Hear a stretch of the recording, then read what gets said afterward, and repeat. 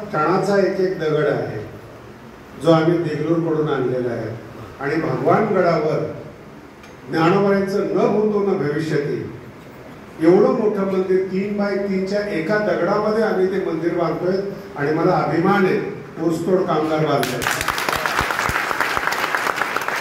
पुण्या मुंबईचे सत्ताधारी श्रीमंत राजकारणी नाही ऊसतोड बांधतोय माऊलीसाठी हे वैशिष्ट्य आणि ते 26 साली पूर्ण होईल अशी आम्ही दक्षता घेतोय आणि महाराष्ट्रातलं पहिलं तेवढ्या मोठ्या दगडातलं मंदिर आहे. सगळे मंदिर पहा तुम्ही पहिलं मंदिर तेवढ्या मोठ्या दगडात आहे आणि पहिलं ज्ञानोबांचं मंदिर आहे. एवढ्या ज्ञानोबांची उंची वाढवली पाहिजे.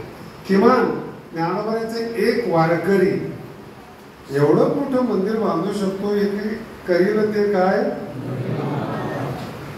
एक विषय सांगायचा होता. आमच्या आर्किटेक्ट आणि इंजिनियर यांनी ती संकल्पना मांडली की बाबा 3 बाय 3चा एक दगड मंदिर बांधावं कारण की 27 दगड वापरल्यानंतर 3 बाय 3चं तयार होते. ते 27 जॉईंट नको आहे. दगडामध्ये जेवढे जॉईंट कमी असतात तेवढं त्याचं लाईन असतं. तेवढी तुमची कल्पना छान येते. आम्ही सगळं करून देतो. दगड मिळतील का शंका. मी म्हणलं पृथ्वी ज्ञानोबासाठी पाहिजे तेवढे दगड पाहिजे तेवढे दगड आणि साक्षात्कार आहे. आम्ही दगड आणायला कमी पडतो पण पृथ्वी दगड द्यायला कमी पडत नाही. हा चमत्कार. एवढे मोठे दगड मिळणं पृथ्वीने ज्ञानोबासाठी दिलेलं दान आहे.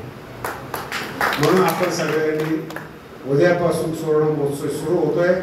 संपूर्ण कीर्तनकारांनी महाराष्ट्राची आई तुमची आमची माऊली तिचा सुवर्ण महोत्सव साजरा करून माऊलीची कृपा संपादन करावी एवढं बोलतो आणि इथं थांबतो.